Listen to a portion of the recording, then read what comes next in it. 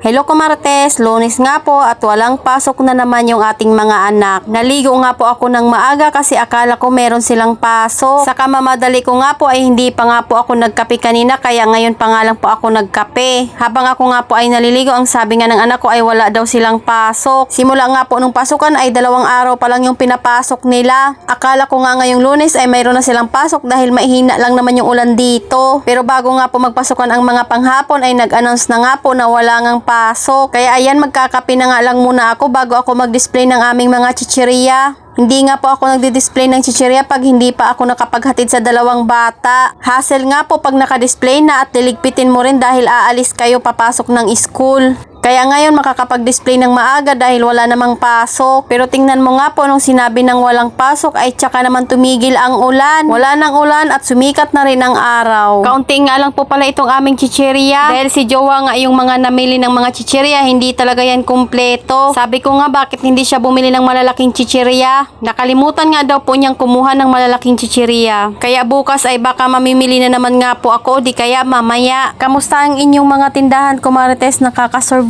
pa ba? Dahil hindi nga po biro ang mga chichirya ngayon, ang mamahal na. Yung dating tag 6 lang ay tag 8 na ngayon. At yung tag 7 dati ay tag 10 piso na nga po. Sabi ko nga po sa inyo at hindi talaga biro ang minahal ng mga bilihin ngayon. Kaya sana ay wag tayong sumuko sa ating pagtitinda. Dahil meron nga po akong mga nababasa na gusto na nga pong huminto sa pagtitinda. Mahirap naman talaga magpaikot ng puhunan, Kumarites, lalo na nga po ang mahal ng mga bilihin. Tapos kaunti lang ang iyong puhunan. Umakyat na nga po ako dito sa taas para buksan na itong mga kortina. Dahil dito naman nga po ako maglilinis. Ang lulusog nga po ng aking mga halaman. Ayan, at nakapaglaba pala kahapon si Jowa dahil wala nga po siyang pasok. Tumutulong nga po siya sa gawaing bahay, Kumarites, at hindi niya nga po ako pinapabayaan pagdating sa mga labahin at sa mga hugasin. Katapos ko nga magbukas ng kortina ay dito naman nga po ako maglilinis sa higaan ng aking mga anak. Kahit may double deck nga po sila ay hindi nga po sila sanay na magkahiwalay ng tulog. Tingnan nyo naman, yung isa ay dito mga natutulog sa lapag. Pag natutulog na nga po yung kapatid niya ay lumilipat yung kuya niya doon sa tabi niya. Paano nga po, takot nga rin po sila sa multo. Kaya sabi ko nga po, sayang naman bumili pa kami ng double deck hindi nga naman nila gagamitin. Dati nga po wala namang double deck ito at dito lang sila sa lapag, may kama namang nakalagay. Pero binilhan ko nga sila ng double deck para maranasan nga nila yung dati ko lang pinapangarap na magkaroon ng sariling higaan. Pero ayan, at hindi nga po sila natutulog ng magkahiwalay. Dapat sa taas nga po yung kuya niya pero hindi nga po natutulog doon sa taas. Ang nangyayari tuloy, bakante nga po yung sa taas at walang natutulog. Kung ano-ano na nga lang po ang nilalagay ng kuya niya. Kaya ayan, naisipan ko nga pong linisan at kailangan niya nang matulog sa taas para naman hindi nga po sila masikip dito sa baba. Pagan ko na nga rin po at matagal-tagal na rin akong hindi nakapaglinis dito. Silang dalawa nga po ang pinaglilinis ko dito sa higaan nila pero syempre hindi nga po maayos. Marami pang laruan na nakatabi at nakasiksik sa higaan nila. Dahil bago nga po sila matulog ay naglalaro pa yung mga yan. Kaya kung saan-saan ka makakakita ng laruan dito sa higaan nila, Kumarites. Kagabi ko pa nga po iniisip ang linisin itong higaan nila dahil napapansin ko nga po marami ng alikabok. Hindi ko nga po nalinis dito dahil ang dami ko ngang tupiin kagabi. Lahat nga ng tupiin namin ay tinupi ko na at inayos ko nga po yung mga damitan. Dahil kahit anong ayos mo nga po ay talagang dumudumi at saka kumakalat ang damitan pag hindi mo agad aayusin. Nai-stress talaga ako, Kumarites, pag nakikita kong sobrang kalat ng mga damitan at hindi na maintindihan. Mas lalong masakit sa ulo pag ganun nga po yung nakikita ko. Ayan, kung mapapansin nyo nga ang dami ng alikabok dahil hindi nga po ako nakakapagwalis dito. Kasi kahit naglilinis po sila dito ay hindi talaga yan maayos dahil mga bata pa nga lang po sila. Iba nga po pag nanay talaga ang maglinis pero sinasanay ko nga po sila na kailangan nilang linisan ang sarili nilang higaan. Tutulungan ko nga lang po pag hindi na nga po nila kaya iyan. At ang dami nga pong laruan dito na hindi nakatabi. May mga notebook nga rin po ditong nakakalat na dinodrawingan ng aking anak. Pero dahil wala namang space na ito kaya itatapon ko na. Mahilig nga po siya mag-drawing ng mga cartoons or kahit anong drawing. Kahit saang banda nga po talagang sobrang maalikabok na dito. At ang dami na talagang walisin dito, Kumarites, at basura. Nakakatuwa nga lang po at sinipag ako ng maaga. Gusto ko nga pong nagkikilo sa bahay pag ako nga po ay nakaligo. Dahil meron naman ang pananghalian namin kaya ito nga po ang naisip kong gawin, maglinis muna. Mas masarap talaga sa pakiramdam pag nakapaglinis ka na nga po ng bahay mo ng mas maaga. Linis na nga lang po yung kulang dito dahil wala nga po kaming labahan at wala ding tupiin. Wala na nga rin rin pong hugasin pero may kaunting linisin nga po sa kusina. Inuna ko na nga po dito sa taas dahil nung nakaraan ko pa nga po nakikita na marami ng linisin dito at maalikabok na. Nakatapos na naman nga po ako ng isang gawain. Maaga pa nga ito kumarites at hindi ko pa nga nauubos yung kape ko. Malinis na naman nga po yung higaan nila at masarap na naman itong tulugan. Yung nakatabing kumot nga po na yan ay kailangan ng labhan yan. Salamat sa panonood ko, Marites. Follow for more. God bless us.